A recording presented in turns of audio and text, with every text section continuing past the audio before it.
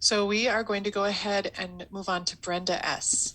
Brenda, if you'd like to unmute your line, please. Hello, my name is Brenda Stoudemire.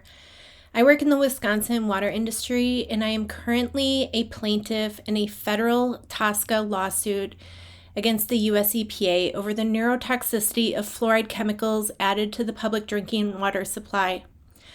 Our lawsuit has been going on for the past 5 years, and today I want to cover the shortcomings of the CCR regarding fluoride chemicals. I will be submitting a written statement as well that includes all the documents for the information I mention here today. I have seen how complicit your agency has been, and I want to make sure it is clear for historians to know what you know and when you knew it. So back in 2006, your agency was recommended by the U.S. National Research Council to lower your MCL on fluoride, which to date your agency has failed to do. The NRC Fluoride in Drinking Water report listed fluoride's risks on bone cancer, bone fractures, brain damage, lower IQ, dental fluorosis, diabetes, endocrine disruption, kidney disease, pineal gland function, skeletal fluorosis, and thyroid disease. These were listed as either a definite risk to human health or a potential risk for which further research is needed. On page 222 of the 500-page report, it clearly states, "It is apparent that fluorides have the ability to interfere with the functions of the brain and body by direct and indirect means."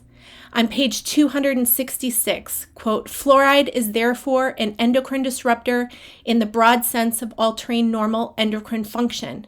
Page 336, "Fluoride appears to have the potential to initiate or promote cancers. Osteosarcoma or bone cancer is of particular concern as a potential effect of fluoride.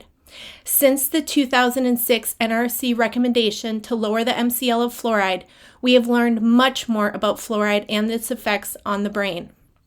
Dr. Philippe Grandjean from Harvard T.H. Chan School of Public Health and others published a benchmark dose analysis in 2021 on maternal pregnancy urine fluoride and IQ in children.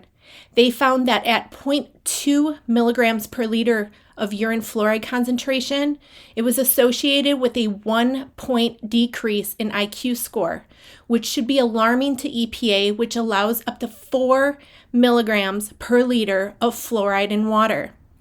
The U.S. National Toxicology Program has published 2 draft versions of a systematic review of fluoride exposure and neurodevelopmental and cognitive health effects.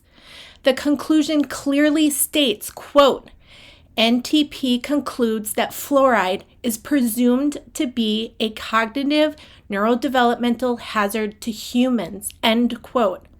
The report identified at least 13 high-quality studies finding adverse neurotoxic effects at exposure levels of 0.7 milligrams per liter and below, which is very concerning to those who promote 0.7 as optimal for dental benefit.